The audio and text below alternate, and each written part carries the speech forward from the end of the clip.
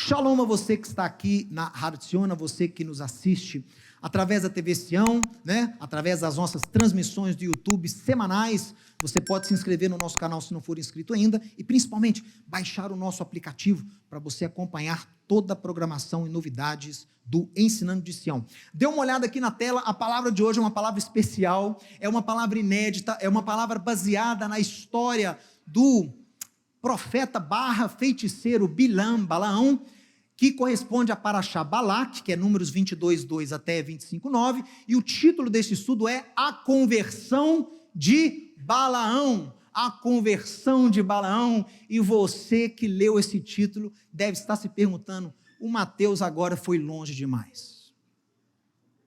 Porque nós sabemos pela tradição cristã que esse tal de Balaão foi uma figura iníqua, foi mal, não foi bênção para Israel.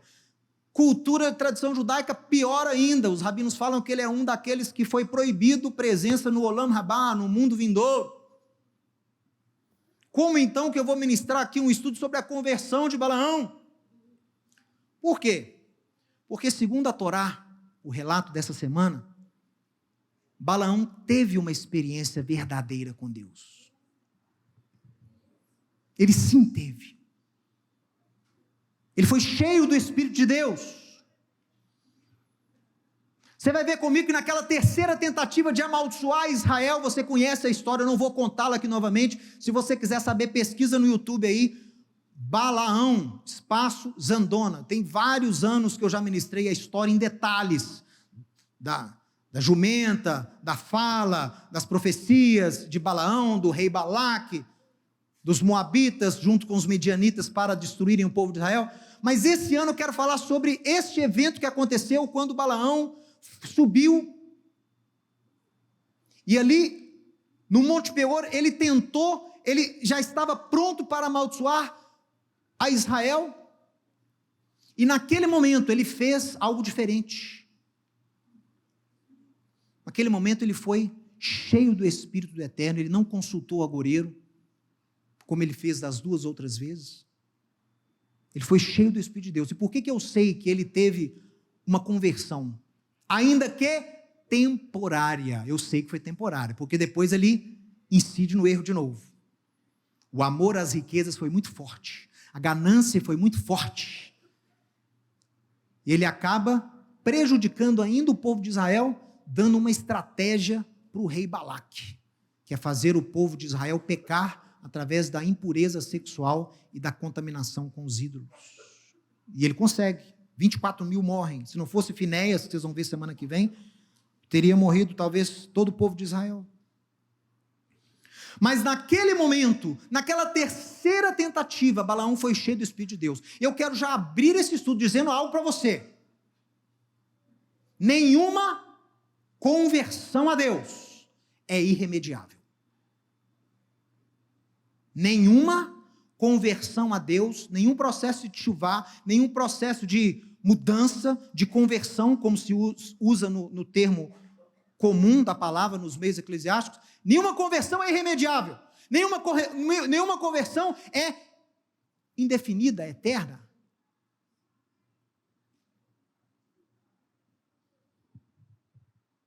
Nós temos sempre a opção de escolher. A opção de escolha, a opção de desejar andar no caminho de Deus. E mesmo você já trilhando esse caminho da justiça, mesmo você tendo tido uma experiência verdadeira com o Eterno, você continua diariamente exercendo o seu poder de escolha. E é mérito diante de Deus escolher o bem, é mérito diante do Eterno escolher a vida, escolher o certo, escolher a justiça. Deus não instrui o povo no Deuteronômio, escolham, pois, a vida, e uma vez escolhida a vida, jamais vocês se afastarão dela. Não. O mandamento é, tenham cuidado de andar nessas leis e estatutos que hoje coloco diante de vós, porque eles são mandamentos para a vida. Se vocês obedecerem, vai acontecer isso, e ele lista as bênçãos. Se vocês se desviarem desse caminho da justiça, vai acontecer isso, são as maldições da Torá. Nenhuma conversão é irremediável. Ah, mas o autor de Hebreus fala que é impossível Calma, eu sei o texto que você está referindo. Mas se você analisa-o corretamente, o que é impossível, segundo o autor de Hebreus, não é o sujeito que experimentou os dons do mundo vindouro desviar. Não é isso que é impossível. O impossível é, tendo conhecido os dons do mundo vindouro, tendo experimentado o poder do mundo vindouro, tendo experimentado o verdadeiro novo nascimento, se ele pecar, se ele se desviar e se voltar contra aquilo que ele experimentou, não há retorno. Isso é irremediável, isso não tem retorno. O que é impossível não é o pecar, o que é impossível é ele se arrepender desse pecado. Se ele se arrepende, e se ele não se coloca contra aquilo que ele experimentou, ele pode retornar. Igual nós temos vários casos de pessoas que conhecem a palavra, nasceram de novo, em algum momento da vida se desviam, e depois o quê? Voltam aos caminhos de Deus. Isso acontece muito. Agora, o que não acontece? É a pessoa que experimentou, provou, viveu, escolheu sair desse caminho, que você pode escolher a qualquer momento sair dele. E quando você escolhe sair, não só você se desvia, mas você se coloca o quê? Contrário a ele. Olha aqui, ó. Uma coisa é você se desviar, outra coisa é você sair do caminho da justiça e ter o caminho da justiça como seu inimigo. Você se torna um inimigo da fé. Quando você se torna um inimigo, blasfemando daquilo que você uma vez conheceu verdadeiramente, não há retorno para você. Você não... Por que esse é o pecado que Yeshua chama de imperdoável? Sabia que esse é o pecado? Esse é o pecado imperdoável. Por quê? É a blasfema contra o Espírito de Deus. O que é a blasfema? É você mentir, você denegrir algo que você conhece. Você se colocar contra inimigo de algo que você conheceu. Não tem volta. Por isso que toda conversão, ela pode ter o quê? A conversão, ela é remediável. O sujeito pode voltar a andar no caminho da injustiça. Por isso que Balaão voltou. Balaão teve uma conversão. Mas escolheu voltar aos caminhos da iniquidade, da anomia, da falta de lei. Sabe onde isso ocorre muito bem, que pode ser evidenciado e testado por você que me assiste agora? Eu vejo muitos desses casos, desse caráter irremediável, do tal pecado imperdoável. Onde eu vejo esses casos, e até hoje não falhou, a regra continua vigente. Todas as vezes que eu testei, funcionou. Irmãos, muitas vezes evangélicos, que às vezes que foram cheios do Espírito, que nasceram de novo, que atuavam nos seus meios eclesiásticos, esses irmãos descobrem aí Israel, descobrem o judaísmo, começam a estudar tudo que conseguem pelo Google, se tornam experts em Kabbalah, em Midrash, em Gemara, e aí, influenciados por discursos judaicos anti-messiânicos ou anti-Yeshua, chegam à brilhante conclusão, não apenas que Yeshua não é o Messias, mas que Yeshua é um falsário, que Yeshua é um meshumad, é um bastardo, é um traidor. Então se colocam como inimigos daquilo que uma vez provaram. Nesse caso não tem volta. Se coloca como inimigo daquilo que provou, se coloca como inimigo daquilo que provou, não tem volta. Fica tudo aí perdido, no limbo identitário, que é um limbo, tá? Não cai nessa que você vai se converter ao judaísmo e vai ser tratado como judeu, porque não é. Prosélito é prosélito, até o final da vida. É um limbo identitário, não caia nessa. Deus não te fez para converter ao judaísmo. Deus te fez para ser unido a Israel. Você que não é judeu, estou falando. Deus te fez para ser unido a Israel. A união é muito mais forte e poderosa do que a conversão. A conversão, na verdade, nem existe. Não existe. Nem verbo em hebraico existe para conversão ao judaísmo.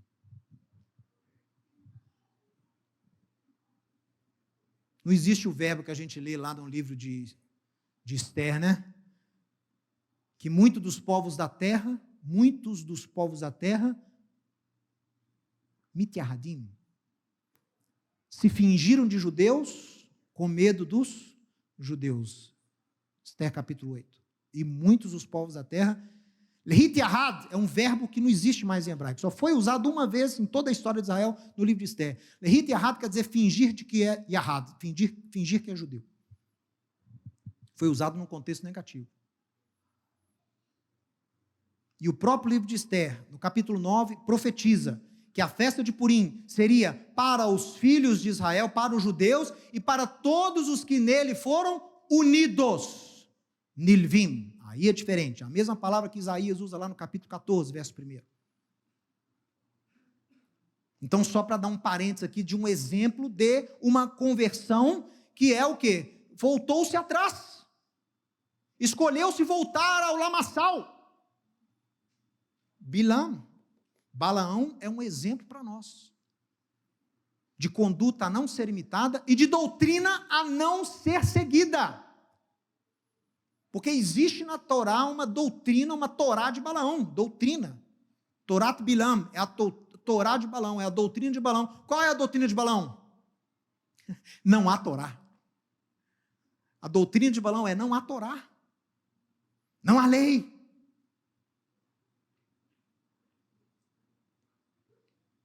Preste atenção. Todos nós conhecemos a trajetória desse enigmático profeta / feiticeiro chamado Bilam. Diga, Bilam, Balaão. Os rabinos atestam que as suas bênçãos sobre Israel não foram sinceras. E elas todas elas tinham indícios da sua obsessiva ganância e inclinação à impureza e à iniquidade. Todas as bênçãos, com exceção daquela que ele proferiu quando estava cheio do Espírito. Que ele disse o quê? Matovu ohalecha Yaakov, mishkenotecha Israel. Essa foi verdadeira. Tanto é que a gente canta a bênção de Balaão, todo encontro judaico, toda sinagoga profere as palavras de Balaão. Essas, as outras não. As outras são meio dúbias. As outras têm aparência de justiça, aparência de sabedoria, mas é tudo corrupto. Soa certo, mas é errado. Acompanhe aqui comigo. A conversão de Balaão. Os rabinos também atestam que houve uma exceção dessas palavras de Balaão que viraram maldição. Teve uma exceção. Na terceira tentativa para amaldiçoar Israel, algo acontece que faça com que Balaão realmente proferisse as palavras de Deus, sendo cheio do Espírito de Deus. Essa conversão, mesmo que temporária, fez com que Balaão não apenas abençoasse verdadeiramente Israel, mas também profetizasse sobre o Messias. Ele profetiza sobre o rei Messias, anunciando as palavras que as nações irão proferir sobre Israel nos dias vindouros. Por isso que as sinagogas cantam o Matovu, para lembrar daquilo que as nações proferirão sobre Israel nos dias vindouros. Quando Israel for restaurado, todas as nações farão o quê? Quão amáveis são as tuas tendas, ó Jacó, e os teus tabernáculos, Israel. Todas as nações abençoarão Israel. Então, isso que ele falou foi mediante a sua unção. Ele foi realmente cheio do Espírito, mas foi uma conversão temporária. Olha o que aconteceu. Números 24:1. Vendo Balaão, que bem parecia aos olhos do Eterno, que abençoasse a Israel, não foi essa vez como dantes, ao encontro de agouros, mas voltou o rosto para o deserto. Meu irmão, preste atenção em cada uma dessas palavras. Primeiro ele viu, o que ver aqui? Não é literalmente, ele percebeu, chegou à conclusão, descobriu que é bom abençoar Israel, que é bom aos olhos de Deus abençoar Israel. Quando ele percebeu isso, ele não se contaminou mais, como ele fez as duas outras vezes. Porque das duas outras vezes, Deus fala com ele, dá a instrução, o que ele faz? Segundo esse texto aqui, ele consultou os agoureiros. Contaminou a mensagem. Mas fala que Deus mandou ele falar, ele chegou lá e falou. Não, mas ele não falou exatamente como Deus falou, por quê? Porque ele consultou o agoureiro. Então ele distorceu a mensagem. Não da terceira vez, que ele não foi lá no agoureiro. Ele descobriu que é bom abençoar Israel, é bom aos olhos do Eterno, não consultou os agoureiros, voltou o rosto para o deserto. Meu irmão, preste atenção nesses detalhes. O que caracterizou essa conversão dele? É bom abençoar Israel, não vou me contaminar, vou voltar o meu rosto para o deserto. Levantando Balaão os olhos e vendo Israel acampado segundo as suas tribos, veio sobre ele o Espírito de Deus. Proferiu a sua palavra e disse: palavra de Bilam, filho de Peor, palavra do homem de olhos abertos, palavra daquele que ouve os ditos de Deus, o que tem a visão do Todo-Poderoso e prostra-se, porém de olhos abertos. Que boas são as tuas tendas, ó Jacó, que boas são as tuas moradas, ó Israel. Nesse momento, meu irmão, Balaão profere uma bênção profética, importante, necessária. Mas o que eu quero mostrar para você hoje são as etapas, o que levou o Balaão a ter essa conversão. Pena que foi temporária, que se ele tivesse mantido essa percepção, seria um grande profeta, teria abençoado muitas nações, viu? E Deus o levantou como um dos profetas para as nações. Você sabia disso? Os rabinos falam que Deus levantou 7 profetas para abençoar as nações. Balaão foi um deles. Jó foi outro. Os 4 amigos de Jó, outros. E o pai de Balaão, o último. Por quê? Porque Deus também se importa com as nações. Mas, infelizmente, Balaão escolheu o caminho da ganância, e essa conversão, esse encher do Espírito, foi algo temporário. Quais foram os passos para que Balaão fosse cheio do Espírito de Deus? Quais foram os passos para que ele se convertesse realmente, fizesse uma techuvá verdadeira a Deus? Primeiro passo, Balaão compreendeu que, vamos dizer, é bom aos olhos de Deus abençoar a Israel. Meu irmão, esse é o primeiro passo para que você tenha uma conversão verdadeira. Olha que coisa, estou usando a conversão de Balaão como um padrão de conversão que pode mudar a sua vida e encher a sua vida com o Espírito de Deus. Só vai exigir de você depois perseverança para ficar nesse caminho. Mas os passos são verdadeiros. Qual é o primeiro passo? Reconhecer que é bom aos olhos de Deus, que você... Não é que Deus já abençoou. É bom aos olhos de Deus que você abençoe Israel. Por quê? Vamos dar aqui alguns textos. Gênesis 12, 2. De ti farei uma grande nação, te abençoarei, te engrandecerei o nome. Se tu uma bênção, abençoarei os que te abençoarem, amaldiçoarei os que te amaldiçoarem. Em você, Abraão, na sua semente serão benditas todas as famílias da terra. É bom abençoar Israel. É bom aos olhos de Deus quem abençoa Israel. Faz bem. Romanos capítulo 9, verso 3, porque eu mesmo, Paulo, desejaria ser anátema, separado do Messias, por amor dos meus irmãos, os meus compatriotas segundo a carne, são os judeus, não discípulos de Yeshua ainda. Eu desejaria ser separado de Cristo, eu estou disposto a abrir mão da minha salvação, por amor aos meus irmãos judeus. Por quê? Porque eles são israelitas. Pertence-lhes a adoção é deles, eles são filhos de Deus, por contrato, por escolha, não por merecimento, por escolha, por graça de Deus. E também deles é o quê? A glória. Deles são as alianças, incluindo a nova.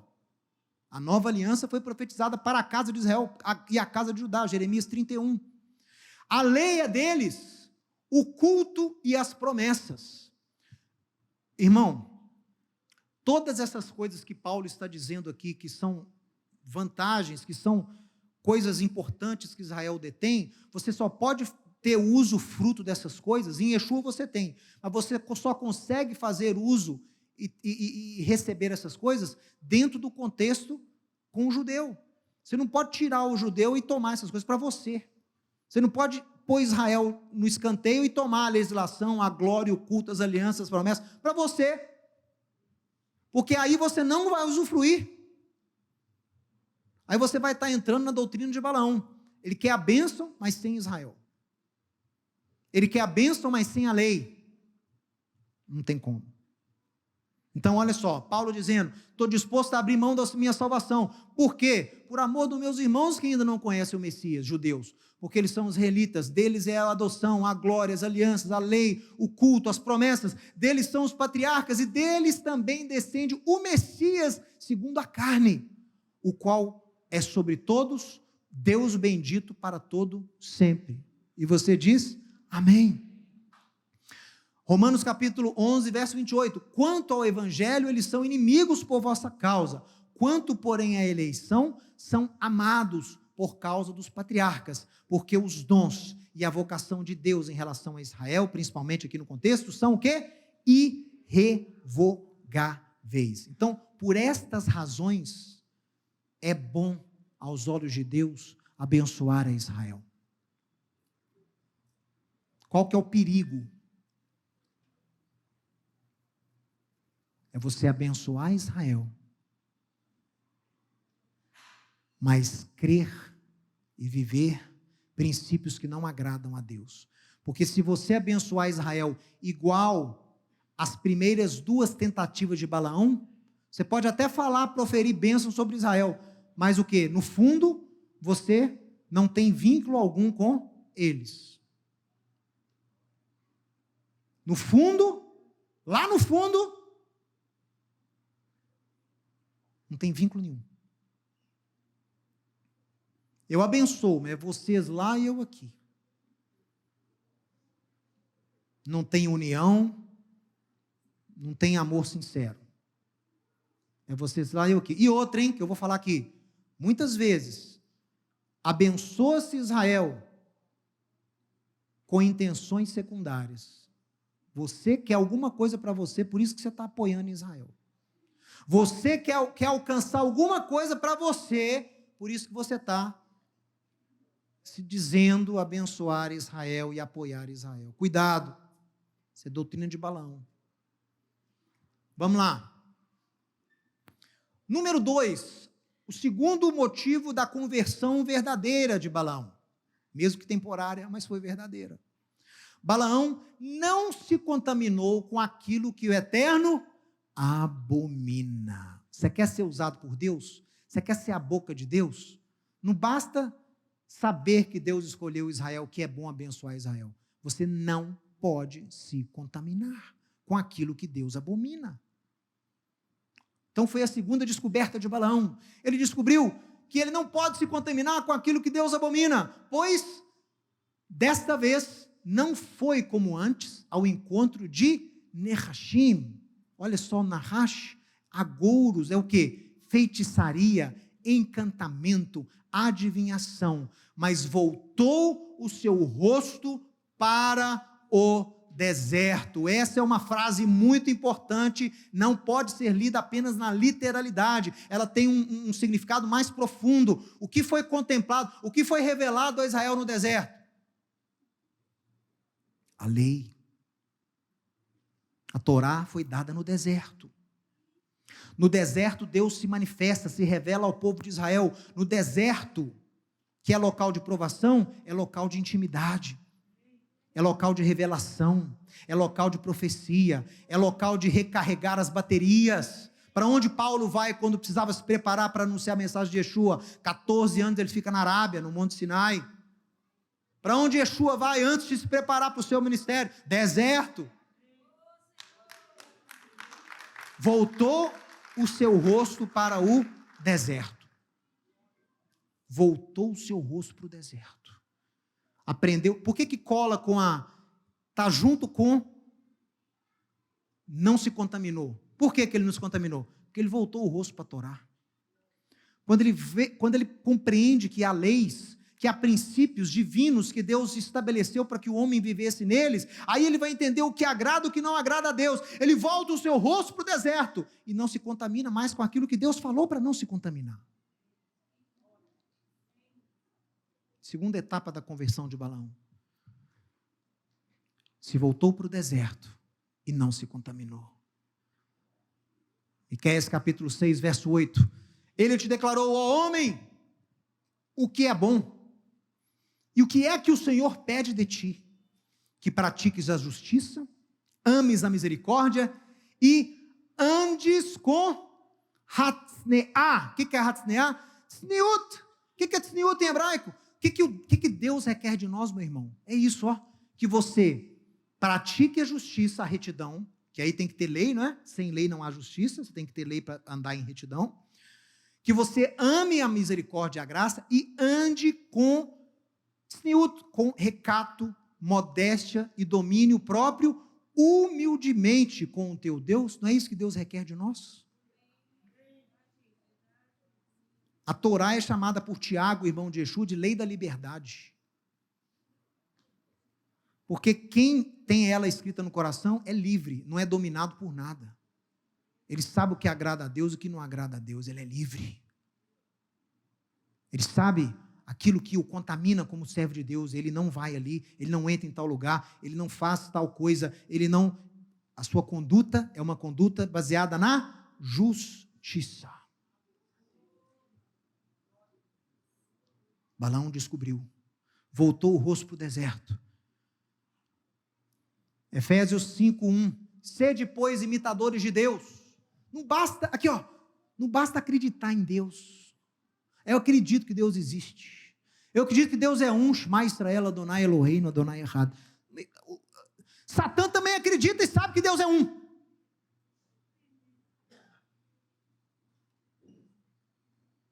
Acreditar que Deus é um não vai melhorar a sua vida. Você pode ir para o Guerrinom, para o inferno, acreditando que Deus é um. Andar em justiça, praticar, ser imitador. Por isso que Deus adquire feições humanas. Antropomorfismo. Deus adquire feições, sentimentos, expressões humanas, mas Ele não é humano, Ele é espírito, mas Ele tem feições humanas. Para quê? Para que você o imite. E Deus descansou no 7º dia. Ele cansa? Não, para você imitá-lo. E Deus se arrependeu. Deus arrepende? Não, mas é para que você entenda como que aquilo o afetou, como aquilo foi grave. E Deus irou-se. Porque você também ira. E Deus teve ciúme do seu povo Israel. Você também não tem ciúme? Para você entender. Para você ser um com Ele. Ele se torna com feições humanas. Ele tem braço, que Ele estende o braço para salvar o povo do Egito. Ele tem narinas que se franzem quando o povo faz alguma coisa errada. Ele tem coração. Ele tem olhos. Ele tem ouvidos. Estarão abertos os meus olhos, os meus ouvidos, à oração de arrependimento que se fizer nesse lugar. Deus tem olho, Deus tem ouvido. Para que você entenda. E Paulo está usando esse princípio para te dizer o quê? Sede imitadores de Deus como filhos amados e andem em amor, como também Yeshua nos amou e se entregou a si mesmo por nós, como oferta e sacrifício de Deus em aroma suave. Oh! Mas a fornicação e toda sorte de impureza ou cobiça nem sequer se nomeiem entre vós. Amém, pessoal? Como convém a santos. Eu sou filho de Deus, então ande como um. Eu sou crente, ande como um.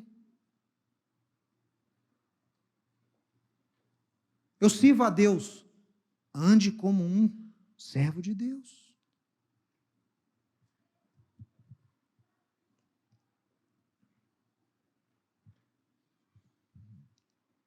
Nem conversação torpe, nem palavras vãs ou chocarrices. Meu irmão. O que teme a Deus, ele é facilmente identificável. Tem alguma coisa diferente. Você já teve essa experiência? Espero que tenham tido a experiência com você. E você também tem que ter com o outro. Você chega num lugar, você vê que essa pessoa é diferente. Ele não fala a palavra torpe, não fala palavrão, né? Que o brasileiro fala muito palavrão. Palavra torpe. O sujeito não fala. ele age bem, ele é correto. Tem alguma coisa diferente. Você teme a Deus? Temo. Eu também. Essas coisas inconvenientes. Antes, pelo contrário, ações de graça. Tem que estar entre nós é o quê? Ações de graça, feitos de justiça. Saber isto, pois, nenhum incontinente, descontrolado, né? Descontrolado. Nenhum incontinente, nenhum impuro. Impuro em relação a quê?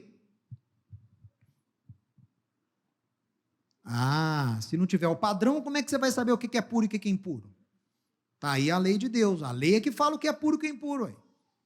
Como é que você vai acatar as palavras de Paulo se você não acredita na validade da lei de Deus hoje em dia? É um absurdo, né? É um paradoxo. Não pode ser impuro. Para saber o que é impureza, tem que ler a Torá. Não pode ser avarento. Não pode ser idólatra. Ninguém que é inconstante, impuro, avarento, idólatra, tem herança no reino de Messias e de Deus.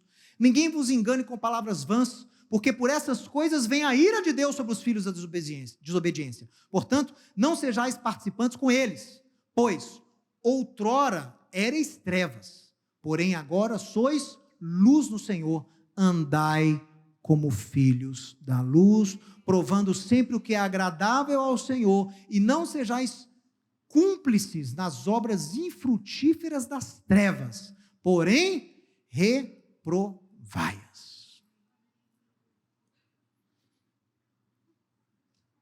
Apocalipse 2, 14. Tenho, todavia, contra ti, a igreja de Pérgamo, tenho, todavia, contra ti algumas coisas, pois que tens aí os que sustentam você pode ler comigo aqui? Os que sustentam a doutrina de Balaão, o qual ensinava Balaque a armar ciladas diante dos filhos de Israel para comerem coisas sacrificadas aos ídolos e praticarem a prostituição. Outros sim, também vocês estão tolerando aí os que sustentam o ensino dos nicolaítas, e segundo uma teoria que eu já expressei aqui pela manhã, de John Lightfoot, um hebraísta inglês, ele prova que esse nicolaítas aí não é uma referência ao diácono Nicolau, mas sim uma alusão ao verbo em aramaico, que era uma doutrina que existia entre alguns, chamado dos Nicolaim. Por quê? Porque esse texto aqui, põe aqui na tela, de Isaías 22, verso 13, é o texto onde Deus repreende a Israel, onde Deus dá leis a Israel. Israel faz o quê? Fala o quê? Para que eu vou fazer isso se amanhã eu vou morrer? Comamos, bebamos, porque amanhã, em hebraico, nicholá, comamos. Vão comer mesmo? Para que lei, para que regra, para que restrição? Se entregue. Já viu isso? Se entregue, sem pecado, sem culpa. Olha que mundo bom, sem culpa, faça o que você quiser, o corpo é seu. Mandou não comer? Você come de propósito. Mandou não deitar? Você deita. Mandou não fazer? Você faz. Nicolá, comamos, porque amanhã morreremos. Então o verbo Nicolá criou uma doutrina entre o povo judeu, entre judeus, chamados de Nicolaim, os que apregam essa doutrina que a Torá não tem validade, vamos fazer mesmo, vamos comer mesmo, vamos pecar mesmo, porque amanhã nós vamos morrer. Então, eu creio que essa teoria está certa. Doutrina de Nicolaíta não tem nada a ver com Nicolau, apesar desse Nicolau ser um sujeito também prosélito, né? Está aí, ó. Mais um prosélito aí que deu problema para Israel. Mas eu acho que essa teoria tem muito sentido. E, Malaquias 4, lembrai-vos da lei de Moisés, o meu servo, a qual lhes prescrevi em Horebe para todo Israel, a saber, estatutos e juízos. Eis que eu vos enviarei o profeta Elias, antes que venha o grande e terrível dia do Eterno. Ele converterá o coração dos pais aos filhos e o coração dos filhos aos pais, para que eu não venha e fira a terra com maldição. Que o profeta, pode pôr aqui na tela, pode deixar aqui. O que o profeta está alertando aqui, que vai ser um antídoto para que você não se perca nesses últimos dias? Lê o início comigo. Lembrem-se de ser cheio do Espírito. Lembre-se de estudar hebraico. Lembre-se de fazer um louvor de 1h30 todos os cultos. Não. Nos últimos dias,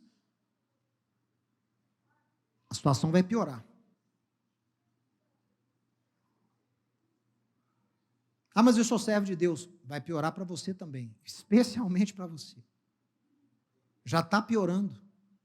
Qual que é o lembrete de Deus? Lembrem-se da lei de Moisés.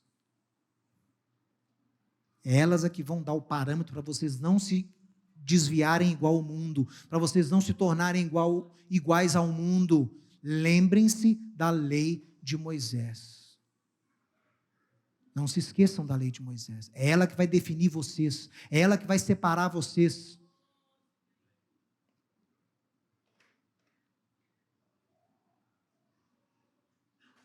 Israel foi separado, mas não foi feito para estar sozinho. Israel foi feito nação de sacerdotes, nação santa, reino de sacerdotes. Ninguém nasceu para ficar sozinho. A primeira vez na Bíblia que aparece a expressão lotov, não é bom, foi em relação a quê? Não é bom que o homem fique sozinho. Não é bom ficar sozinho. Ninguém nasceu para ficar sozinho. Nem muito menos Israel. Nós somos separados para influenciar. Nós somos separados para abençoar.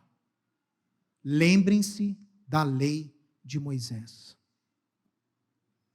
Bem-aventurado, Salmo 1, o homem que não anda no conselho dos ímpios, nem se detém no caminho dos pecadores. Eu gosto dessa frase. Não detém no caminho da iniquidade. Para que você vai se deter nessas coisas? O que é deter e nem se detém no caminho? É que você para prestar atenção. Olha só. Estão fazendo a iniquidade ali, você para, fica admirando a iniquidade. Olha. Está se detendo no caminho. Não se assenta na roda dos escarnecedores. Se você está sentando e está lá à vontade, tem algum problema com você. Eu me sinto tão bem nessa roda de amigos. Alguém teme a Deus? Não. Pelo contrário, está tudo incrédulo. Então, tem alguma coisa errada aí. Véio. Se você se sente tão à vontade assim, não pode andar junto se não há entre eles o quê? Acordo. Ah, mas eu namoro, ele tem 4 anos. Ele não teme a Deus não, mas a gente dá tão certo. Ô meu irmão, minha irmã, principalmente. Você acha que isso vai dar certo? Já está errado. Se você está sentindo assim, ótimo, já está tudo errado. Vai buscar ter aliança, vai buscar ter relacionamento íntimo, né? Em termos de conhecer, de planejar um casamento, com alguém que não tem. Às vezes é pior, né? Com alguém que é contra. Gente, o que tem na cabeça essas mulheres? O camarada é contra, odeia a Bíblia, odeia as coisas de Deus, odeia a lei de Deus. E você vai casar com ele, é isso mesmo que eu estou entendendo? Vai pedir conselho para mim, vai lá no meu gabinete apresentar ele para mim?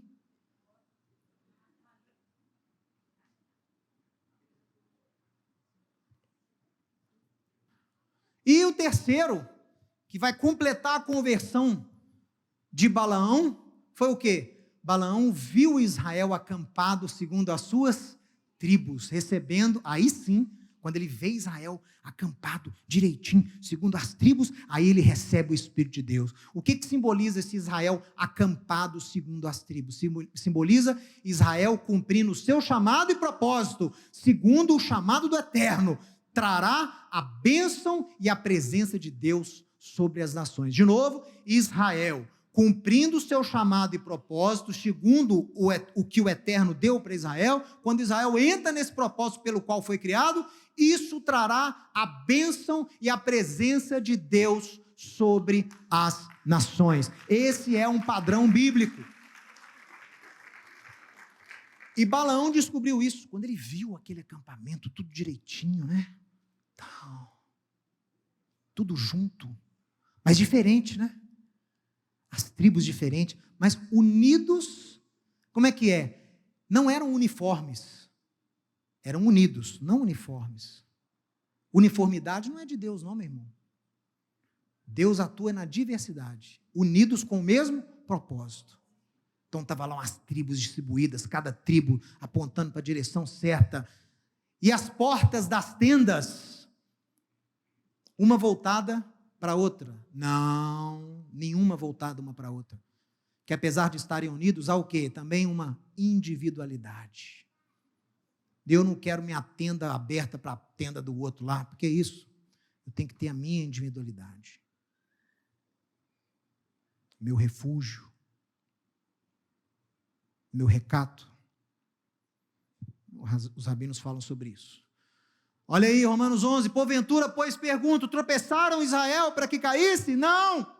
Mas pela sua transgressão veio a salvação aos gentios, para pô-los em ciúmes. Ora, se a transgressão deles redundou em riqueza para o mundo, e o seu abatimento em riqueza para os gentios, quanto mais a sua plenitude. Porque se o fato deles terem rejeitado a Yeshua trouxe reconciliação ao mundo, qual será o seu restabelecimento, senão vida dentre os mortos? Eu coloquei aqui de propósito, do jeito que está na Bíblia, versão João Ferreira de Almeida, para você ver como é que a coisa é tendenciosa. O que o autor traduziu? Como é que o João Ferreira de Almeida traduziu?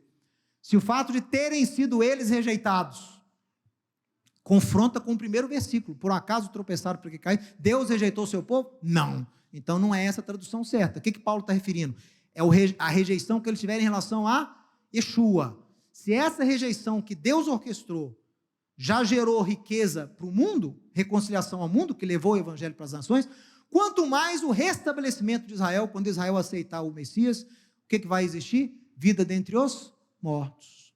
Gálatas 3, Yeshua nos resgatou, nós judeus, da maldição da Torá, as maldições para quem desobedece a Torá, fazendo ele mesmo maldição em nosso lugar, porque está escrito, maldito aquele que for pendurado no madeiro, para que a bênção de Abraão chegasse aos gentios, em Yeshua, para que nós, judeus, recebêssemos finalmente pela fé o Espírito prometido lá em Ezequiel 36.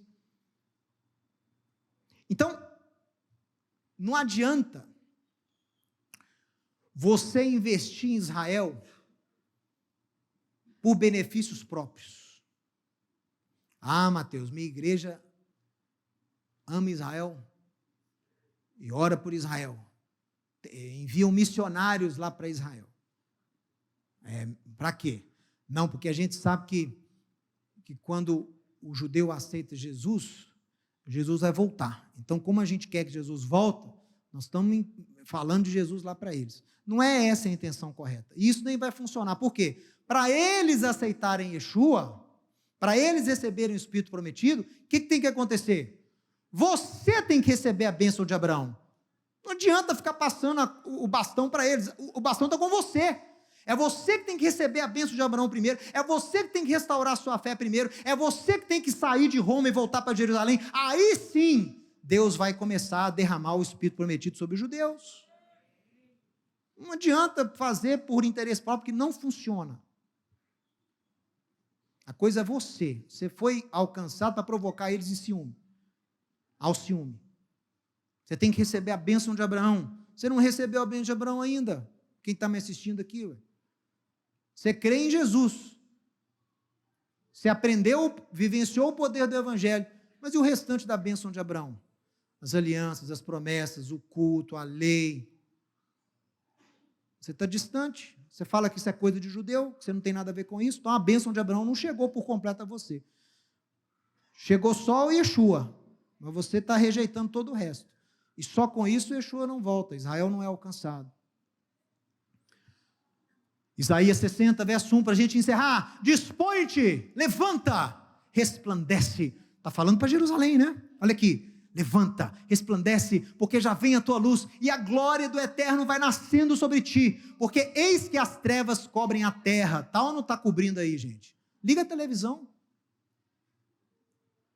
E nessa época, leia aqui, nessa época de escuridão sobre os povos, nessa época de trevas que é hoje, mas sobre ti aparece resplendente o Senhor, e a sua glória é vista sobre você. As nações se encaminham para a tua luz, e os reis para o resplendor que te nasceu.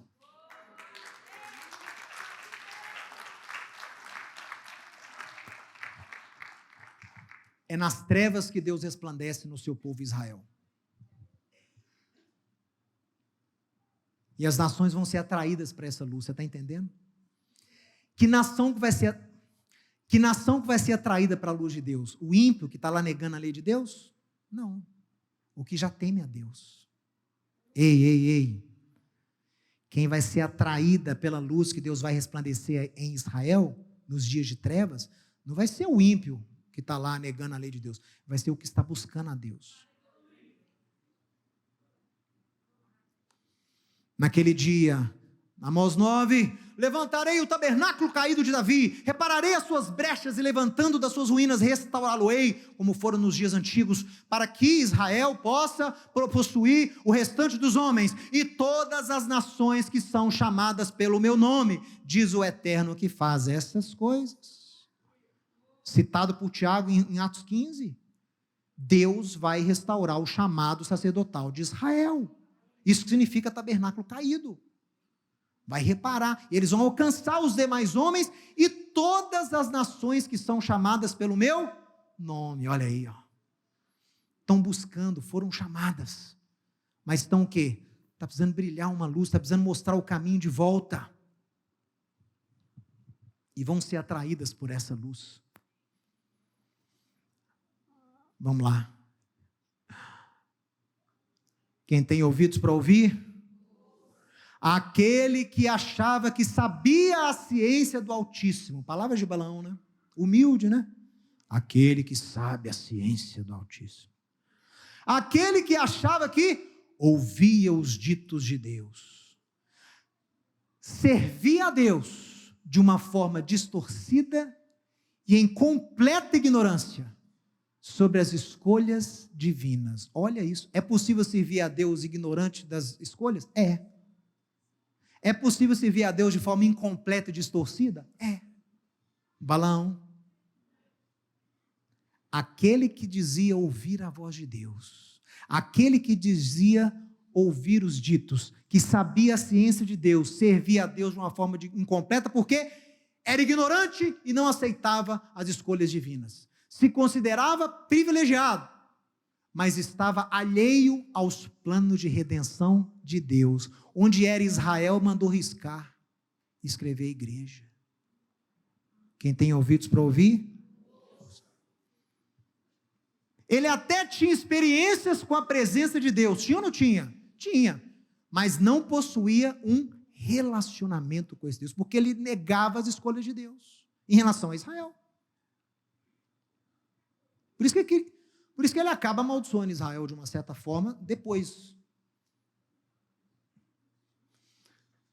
Quando o povo que tem experiências com Deus se conscientizar que é bom aos olhos de Deus abençoar Israel, quando o povo que tem experiências, que conhece a Deus, quando o povo que foi chamado, quando a nação que é chamada de acordo com o nome do Eterno, que existem além de Israel, quando esta nação abandonar o que o Eterno abomina, diga amém, e se voltar para o deserto, para Torá. Quando esse povo que tem experiência com Deus se tornar instrumento para que Israel acampe segundo as suas tribos, quando o povo de Deus, que diz conhecer a Deus, que diz conhecer o Messias, quando esse povo começar a auxiliar Israel a acampar novamente segundo as suas tribos, quando eles começam a ajudar Israel a restaurar o seu chamado sacerdotal, com Yeshua, o Espírito de Deus virá e restaurará este povo, conforme apregoaram os profetas de Israel. As nações se unirão a Israel, nesta unção sem precedentes, e aí sim, nós veremos vida dentre os mortos, restauração já em nome de Yeshua. Amém, amém e amém. Se você gostou e foi abençoado com esse estudo, inscreva-se em nosso canal do YouTube. Considere também ser um mantenedor do trabalho do Ensinando de Sião no Brasil, Israel e no mundo. Doações e contribuições podem ser feitas através do link na descrição desse vídeo. Um grande abraço e shalom, shalom.